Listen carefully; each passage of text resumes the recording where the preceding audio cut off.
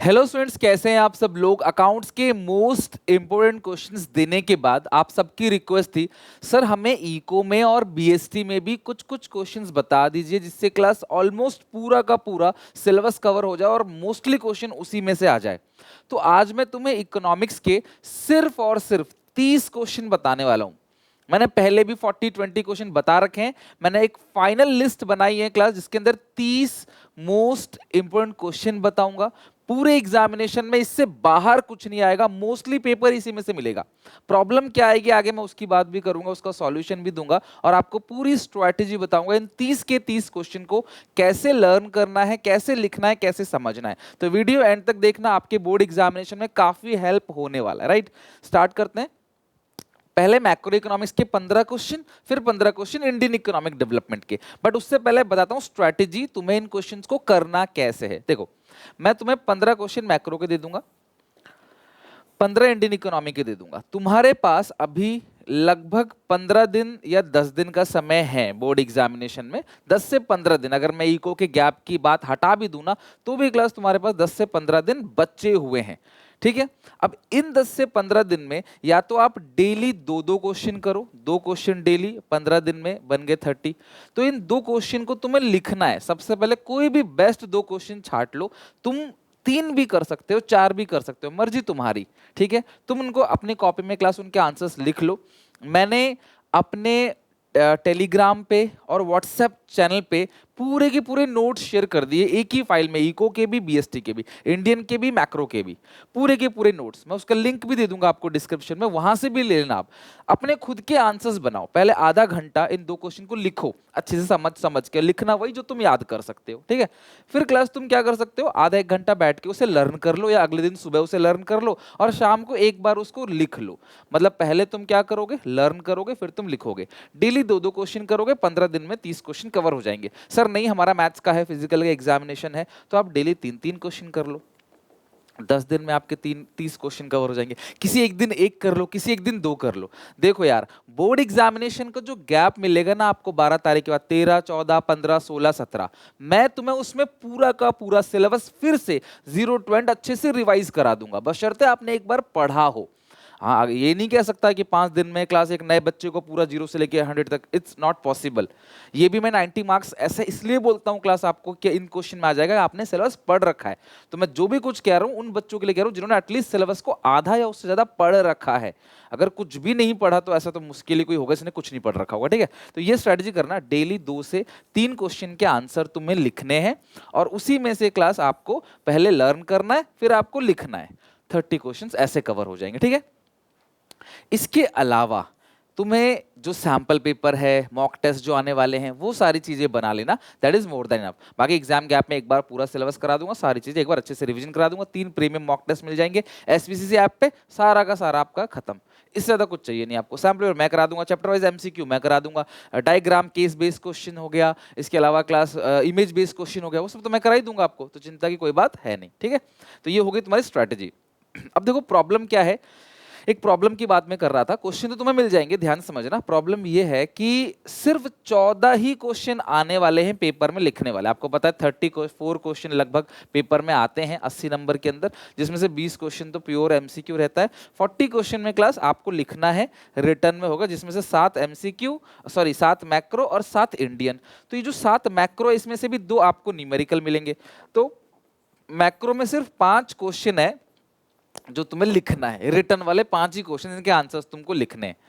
इसीलिए बोलता हूं आपकी लिखने की प्रैक्टिस बहुत कम है। आप इन सारे क्वेश्चंस को लिखो, अपने खुद की नोट्स बनाओ कॉपी में, इन क्वेश्चंस को एग्जाम से पहले एक बार देख के चले जाना। क्वेश्चंस के साथ आंसर नोट्स मैंने दे दिए हैं, पूरे के पूरे प्रीमियम नोट्स आपको लिंक में दे रखा है, आप देख लें डिस्क्रिप्शन में या फिर मेरे व्हाट्सएप चैनल पे, टेलीग्राम पे आपको मिल जाएगा। ठीक है, तो आओ देखते हैं कौन कौन से वो क्वेश्चंस हैं जिनके क्लास मैं आंसर्स आपको लिखने हैं। सबसे पहले circular flow of income diagram के साथ 2 सेक्टर इकोनॉमी में, लिमिटेशंस ऑफ जीडीपी वेलफेयर, इसमें सबसे इंपॉर्टेंट पॉइंट है एक्सटर्नलिटीज। तुम देखना, अगर मैं कह रहा हूं ना कि सारा इससे एग्जामिनेशन में कवर होगा, तो मोस्टली पेपर आपको इसी में से मिलेगा। थोड़ा क्वेश्चन घुमा के दे देगा, केस बेस्ड क्वेश्चन दे देगा, आपका व्यूज पूछ लेगा, आपका ओपिनियन पूछ लेगा, बट लिखना आपको इन्हीं कंटेक्स्ट के अंदर है। और आपको अगर ये अच्छा लगे तो मुझे बताना जरूर कमेंट सेक्शन में। मैं बीएसटी के भी क्लास ऐसी आपको 30 क्वेश्चन दे दूं या 40 दे दूं, 20 दे दूं, मुझे कमेंट में बताना, मैं उतने क्वेश्चन दे दूंगा। आप कम देखो सारी बात भूल जाओ, सुनील सर अगर ये कुछ क्वेश्चन दे रहे हैं तो ऑब्वियसली बुक के ही कुछ क्वेश्चन हैं। अब कोई ये तो नहीं कह सकता सर आपने जितने क्वेश्चन दिए यही नहीं करने बाकी सारे करने हैं। अगर तुम्हें ऐसा लग रहा है यही नहीं आएगा बाकी सारा आएगा, तुम बाकी सारा कर लो, ये छोड़ दो। अपने 10 साल 11 साल के एक्सपीरियंस से बोल रहा हूं, ये क्वेश्चंस इंपॉर्टेंट है। एग्जामिनर आपको इससे बाहर क्या देगा, मैंने हर चीज कवर कर रखी है इसके अंदर। तुम देखना 15 क्वेश्चन और इसकी लिस्ट बना लो, अपने किसी भी टीचर के पास ले जाओ, कितने भी एक्सपीरियंस टीचर के पास ले जाओ, उनसे पूछो क्या है सर इंपॉर्टेंट क्वेश्चन है या नहीं है। मे बी वो 2-3 चीजें और ऐड कर दे, बट वो बोलेंगे हाँ ये इंपॉर्टेंट है।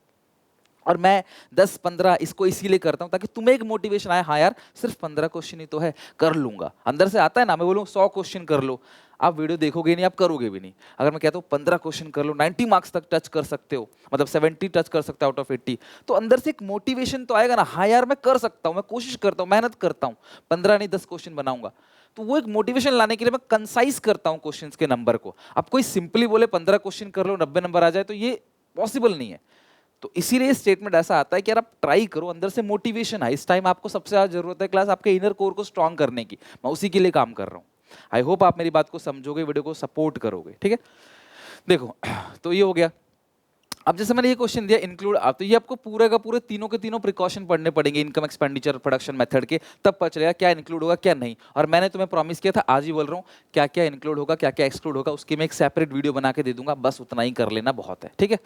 What is mean by money supply और क्लास उसका M1 को एक्सप्लेन करना है। नेक्स्ट है क्लास ये चीजें हैं functions of central bank, basically supervisory bank से बहुत ज्यादा इंपॉर्टेंट है, आने का सबसे ज्यादा इंपॉर्टेंट है सुपरवाइजरी बैंक, सबसे कम important bank of issue, but फिर भी मैंने आपको लिख दिया 4 फंक्शन करने हैं। मनी मोस्ट इंपॉर्टेंट, लो कुछ करना चाहे मत करना, जहां मैं मोस्ट इंपॉर्टेंट बोलता हूं ना वो जरूर कर देना, credit creation bye commercial bank numerical example के साथ। सेविंग कर्व कैसे निकालना है कंजप्शन कर्व से, वर्किंग ऑफ इन्वेस्टमेंट, मतलब मैं कह सकता हूं 100% पेपर में देखने को मिलेगा, इन दोनों में से एक क्वेश्चन पक्का देखने को मिलेगा, ये 4 नंबर का ये 6 नंबर का, इन्वेस्टमेंट मल्टीप्लायर की वर्किंग। इक्विलिब्रियम कैसे डिटरमाइन किया जाता है, एसआई अप्रोच से, ठीक है। एडीएएस भी पूछ सकता है, एसआई भी, दोनों देख लेना, बट मेरे को क्वेश्चन कंसाइज करने थे, मैंने एसआई अप्रोच दे दिया आपको। इन्फ्लेशनरी गैप क्या है, डिफ्लेशन गैप क्या है, कैसे कंट्रोल होगा थ्रू मॉनेटरी और फिस्कल पॉलिसी। अब लॉजिकली देखा जाए ये क्वेश्चन बहुत बड़ा है, इतना बड़ा सवाल पेपर में नहीं आएगा, बट मुझे इस टॉपिक को कवर करना था, मैंने इसका एक क्वेश्चन बना दिया। देखो यार मेरे आपके बीच में रिलेशन जो है ना वो बिल्कुल ट्रांसपेरेंट है, जो चीज़ है वो मैं सच बोलता हूँ भाई, यही चीज़ है, सच्चाई लॉन्ग टर्म तक चलती है, लंबे समय तक क्लास आपका मेरा रिलेशन बना रहेगा। तो मैं यही कह रहा हूँ कि इन्फ्लेशनरी गैप डिफ्लेशनरी गैप है, ये 12 नंबर का क्वेश्चन, बट मैंने एक ही में दे दिया कि मैं चाहता हूँ कि कहीं ऐसा ना हो तुम्हारे सेट में इन्फ्लेशनरी आ जाए किसी के में डिफ्लेशनरी आ जाए, तो दोनों करो, और दोनों को कैसे कंट्रोल करना मॉनेटरी और फिस्कल पॉलिसी से, ये करो। बजट के ऑब्जेक्टिव 4 है, MER है, बट पेपर में एक ही आएगा, बट करके चारों जाना है, कौन सा आ जाए कुछ नहीं पता, ठीक है। How exchange rate is determined in flexible exchange rate, आपको पता है क्लास, यहाँ पार ये वाला क्लास डायग्राम बना के प्रॉपर तरीके से एक्सप्लेन करना बहुत इंपॉर्टेंट है इसमें।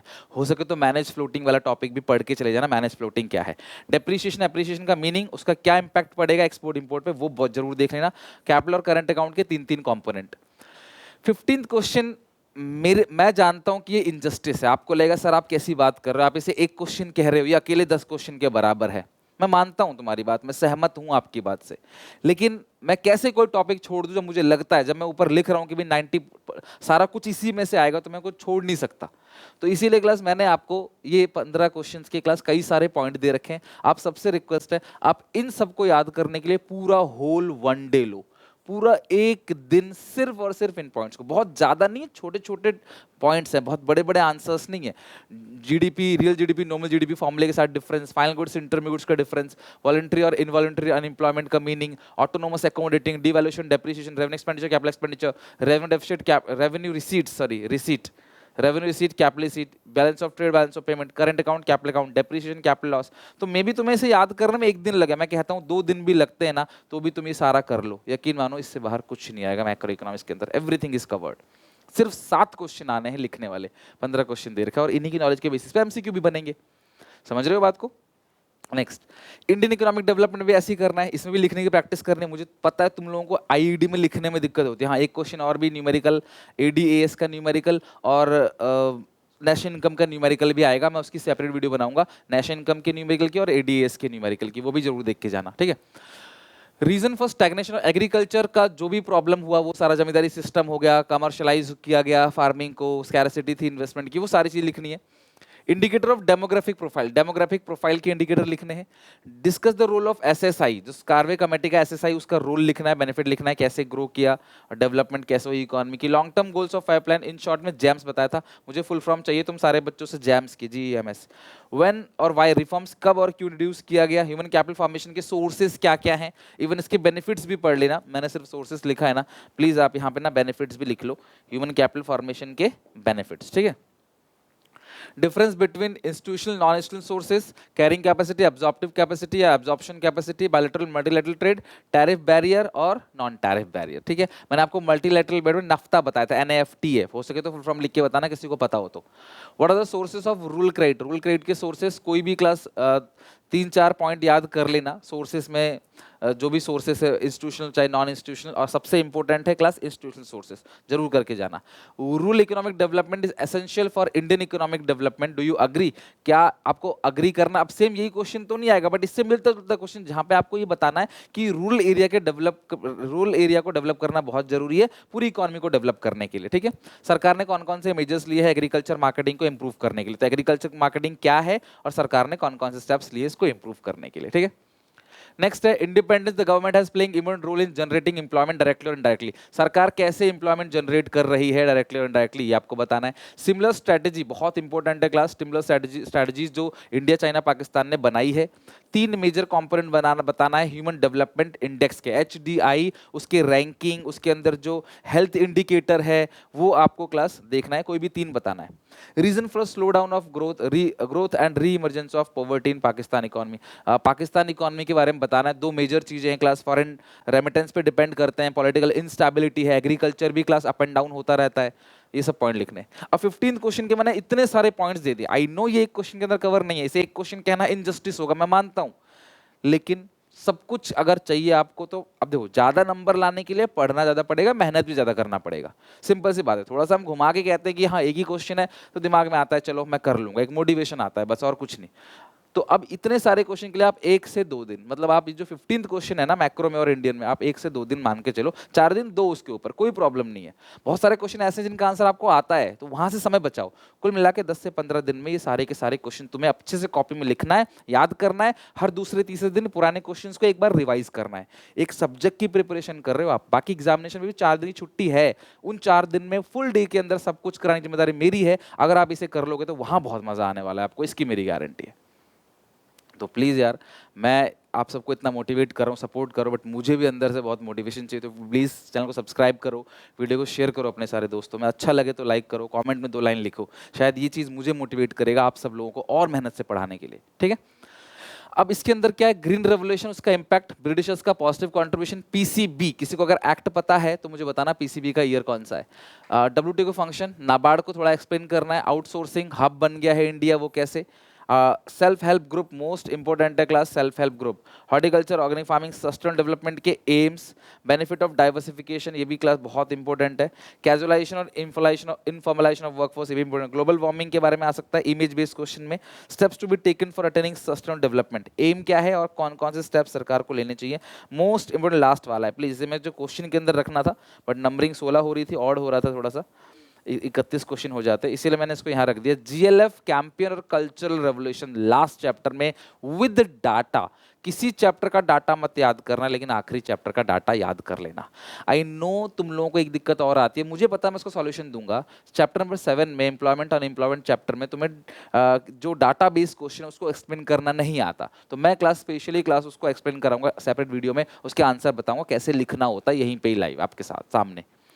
तो जो भी तुम्हारी प्रॉब्लम है, आई नो वेरी वेल, मैं उस पर काम कर रहा हूँ बैकएंड पे, आपको बस जितना बोला जा रहा है उतना बोलो, उतना करते जाओ, तुम ये मत सोचो ये छूट जाएगा, ये छूट जाएगा, सुनील सर पे भरोसा रखो, सब कुछ करा देंगे, कुछ नहीं छूटेगा लास्ट डेट तक, क्योंकि मुझे पता है बोर्ड लाइफ में एक बार दोगे आप, वो मौका निकल गया, दोबारा मौका नहीं मिलेगा, तो मैं ऐसी कोई गलती नहीं करूंगा। पेपर में जो भी देखोगे क्लास 100% सब कुछ इसी में से आएगा, घुमा के भले ही क्वेश्चन पूछा जाए तो मेरे, और उससे आसान पूछा जाए, आप बोलोगे सर आपने टफ लेवल की प्रिपरेशन कराई, पेपर तो बहुत आसान था, क्योंकि मैं टफ लेवल की प्रिपरेशन करा रहा हूं, इसीलिए पेपर तुम्हें आसान लगेगा, सिंपल सी बात है। तो यहाँ तक पढ़ के आना, समझ के आना। व्हाट्सएप चैनल का लिंक दे रखा है क्लास डिस्क्रिप्शन में, मैं क्वेश्चन भी डाल दूंगा, पढ़ो, मेहनत करो अच्छे से, एंड मेरा साथ हमेशा रहेगा, बट आप प्यार सपोर्ट बनाए रखो। Till then take care, bye bye, मिलते हैं नेक्स्ट वीडियो में।